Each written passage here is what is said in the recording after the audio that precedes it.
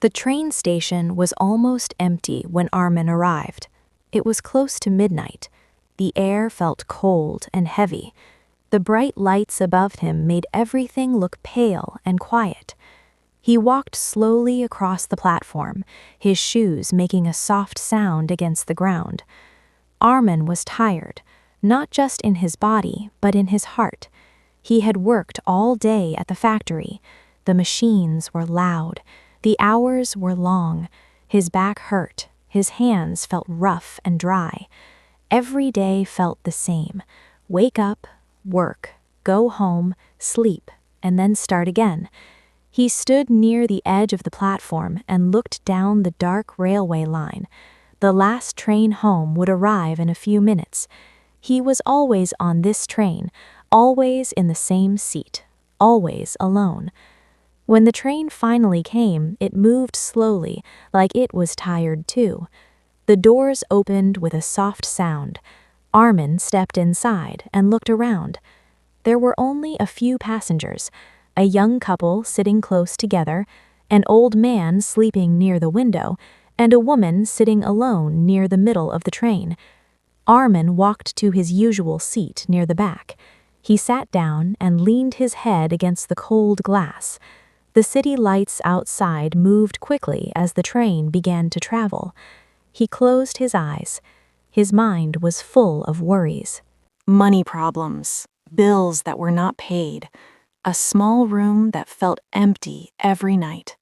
He used to dream of something more, a better job, a small shop of his own, maybe even a family, but now he felt stuck.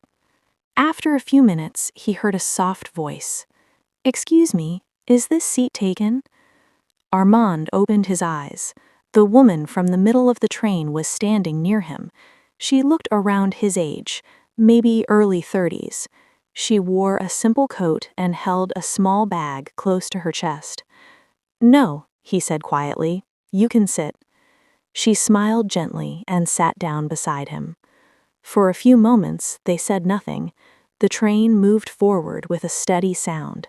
The lights above them flickered softly. "You look very tired," she said after a while. Armand gave a small laugh. "I am." "Long day?" she asked. "Long years," he replied without thinking. The woman looked at him with calm eyes, not judging, not surprised, just listening. "That sounds heavy," she said softly. Armand did not know why, but her voice made him feel safe, like he could speak without being ashamed. "I work at the factory near the river," he said. "Every day is the same. I feel like I am running, but I am not going anywhere." She nodded slowly. "I understand," she said. "I used to feel like that too." Armand looked at her. "Used to?" "Yes," she said. 2 years ago, I was working in a job I hated.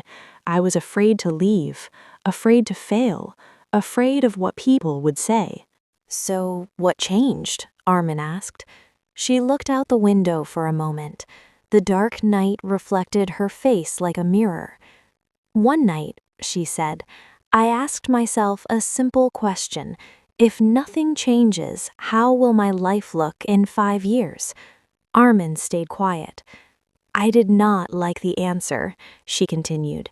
"So I decided to change one small thing, not everything, just one small thing." "What was it?" he asked. "I started taking evening classes," she said with a small smile. "I always loved drawing when I was young, but I stopped because life became serious. So I joined a small art class after work." Armin felt surprised. "After work? Weren't you tired?"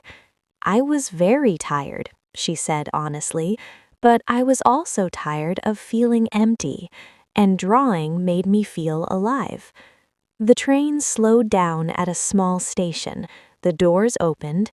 No one entered, no one left. Armin thought about her words. "I don't have time for classes," he said quietly, "and I don't have money." She nodded. "Maybe not classes, but maybe something small, something that belongs only to you." He looked down at his hands.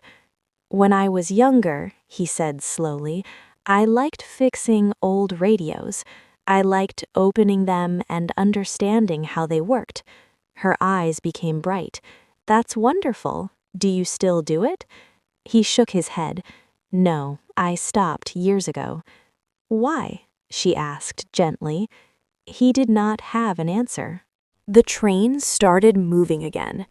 "You know," she said, "sometimes we think we are too old or too tired to begin again, but often we are just afraid." Armin felt something move inside his chest. Afraid. Yes, he was afraid. Afraid of trying, afraid of failing, afraid of hoping again. "What if I try and nothing changes?" he asked. She smiled softly. "Then at least you will know you tried, and that feeling is stronger than regret." The word regret stayed in his mind. He imagined himself 5 years from now, still on the same train, still tired, still wishing. The train became quieter as more passengers left at different stations.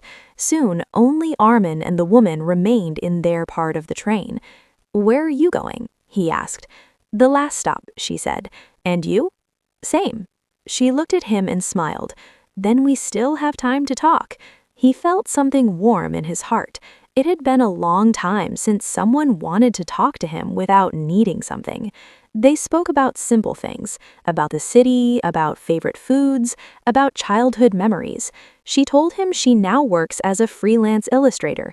It was not easy, some months were hard, but she felt proud, she felt free. "I don't earn a lot," she said honestly, "but I wake up with purpose." Purpose. Armin liked that word. When the train finally reached the last station, it was almost empty. The doors opened slowly. They both stood up. For a second, Armand felt nervous. He did not want this conversation to end. "Thank you," he said suddenly. "For what?" she asked. "For talking to me, for listening." She looked at him kindly. "Sometimes we just need someone to remind us that we are not stuck. We are just waiting." He nodded. As they stepped onto the platform, the night air felt different. Still cold, but somehow lighter. They walked toward the exit together. Before leaving, she stopped and opened her small bag. She took out a tiny notebook and tore a page. She wrote something quickly and handed it to him. "What is this?" he asked. "My email," she said. "If you ever fix a radio again, send me a picture." He smiled for the first time that night, a real smile. "I will," he said. They said goodbye at the station gate. She walked toward the street on the left, he walked to the right. As Armand walked home, he did not feel as heavy as before. The streets were quiet. The lights from the buildings shone softly. He held the small piece of paper carefully in his hand. When he reached his small room, he did not turn on the television like he usually did. Instead, he sat at his table and thought. He opened a drawer he had not opened in years. Inside, under old papers and tools, was a small screwdriver set. He picked it up and felt a quiet excitement. The next day, after work, he did something different. Instead of going straight home, he stopped at a small market near the station. He found an old, broken radio for a very low price. The seller looked surprised. "Are you sure?" the man asked.